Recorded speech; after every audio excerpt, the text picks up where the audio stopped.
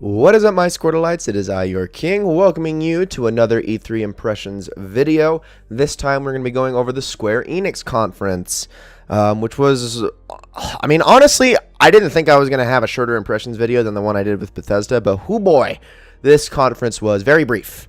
Like it was 30 minutes long. That was it. Super brief. But, so they started with Shadow of the Tomb Raider, and they actually showed off some gameplay this time, which...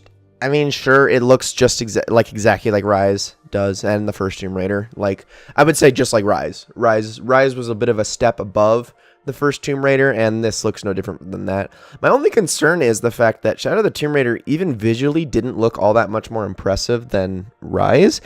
And I remember reading an article that said Shadow of the Tomb Raider cost like an absurd amount of money to make, like way more than the other Tomb Raider games, and I'm just sitting here scratching my head going, all right, well, based on what we've seen, where did the budget go? That's my biggest concern with it. But it's coming out September 14th. They started off the conference with that, and then they hopped into Stormblood, Final Fantasy XIV. They showed a little sizzle reel of that. I feel like that's been the theme of the conferences so far.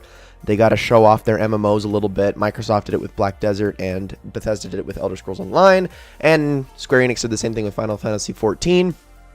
But then they did show that they are doing a Final Fantasy XIV and Monster Hunter World crossover with Capcom sometime later this summer. We don't really know the details of how that's going to work, but all I know is it's there. And yeah, that's happening. So for those who like those series, that's really awesome. That's cool. They then jumped into the Awesome Adventures of Captain Spirit. We got the devs to actually talk about the game to us a little bit and explain, where in the Life of Strange timeline that game takes place and how it relates to the games. And it is 100% free on June 26th. I have the date this time, unlike in the Microsoft conference where I neglected to catch that. June 26th, 2018. It is completely free. And then after that was Dragon Quest XI, Echoes of an Elusive Age. It looks like a Dragon Quest game. It looks like a Square Enix RPG in general. It's got all that cheesiness, those colorful graphics, and all that RPG jank. And for those who love Dragon Quest, obviously plenty still do, considering it's up to game number 11 at this point, minus a bunch of other spin-offs. That's great. It's also coming out on September 4th, which is honestly relatively soon. So Dragon Quest XI, that's awesome. My personal favorite announcement of the entire, at least based on what I saw, or the thing that I guess intrigues me the most out of everything that was talked about in this conference, was the next game that they talked about, which was called Babylon's Fall. Now, there wasn't really a whole lot explained in the trailer. It was more of a teaser than anything, especially because the game is a way out. But there is a reason I'm excited for it, and I'll mention it at the end. But it showed like this knight who was kind of like slashed, like it was like a battlefield, and it was this knight who was like slashed through the face, and it was like it was showing like all this different imagery and stuff like that of like kingdoms and very medieval like architecture and just that whole aesthetic. And then it showed like this knight who'd been slashed through the face, and then this big old beast comes up to like try to slash him with a sword, and then suddenly these tendrils come out of the back of his helmet and freaking kill the thing and split it in half. And it was really weird. But the reason I'm excited for this is because at the very end they said this, whatever this game is, it's being developed by Platinum Games, and Platinum Games has a pretty good track record, especially with the cancellation of Scalebound last. I think that's, the only other thing we know that they're working on right now is Bayonetta 3. So, and then their last game before that was Nier Automata. So, or Automata. I never know how to pronounce that. Anyway, so far Platinum Games has been doing pretty well. They're not making licensed games anymore, so they've been doing really well for the last few games. So there's a big reason to be excited for Babylon's Fall. That alone, and then them tackling the whole medieval aesthetic is what's got me intrigued, I suppose. And then speaking of Nier Automata, they actually showed the exact trailer they showed in the Microsoft conference after that, confirming again it's on the Xbox One, comes with all the DLC, out June 26th. Then they showed Octopath Traveler, which is the Switch exclusive JRPG that Square Enix is working on with the sprite aesthetic, very much 16-bit, very reminiscent of games from that era like Final Fantasy VI and whatnot. It looks, but obviously it's much more modernized. And I mean, it's another Square Enix JRPG. I mean, Square Enix JRPGs might as well be their own genre, separate from all other types of JRPGs at this point.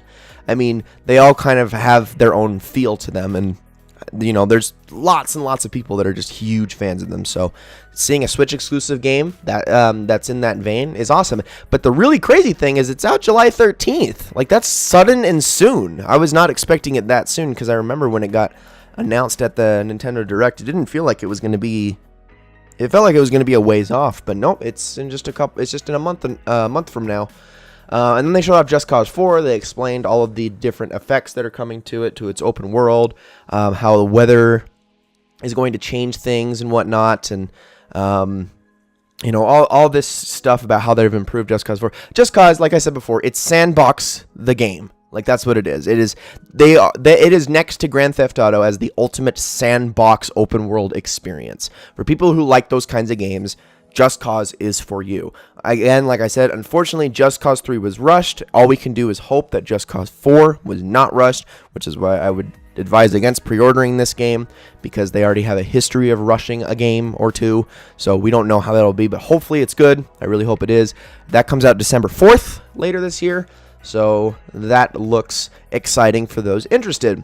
Then they showed another very interesting and weird trailer. It was like live action at first. It was set in New York, and it's focused on this guy who was kind of got into a confrontation with two guys in a back alley, and the other guy was deaf and couldn't hear them, and so when they went to approach him, he basically beat the crap out of them. And then it seems like the fact that he's deaf is the focal point of whatever this game is going to end up being. Obviously, it's going to be an action game of some sort. It is called The Quiet Man.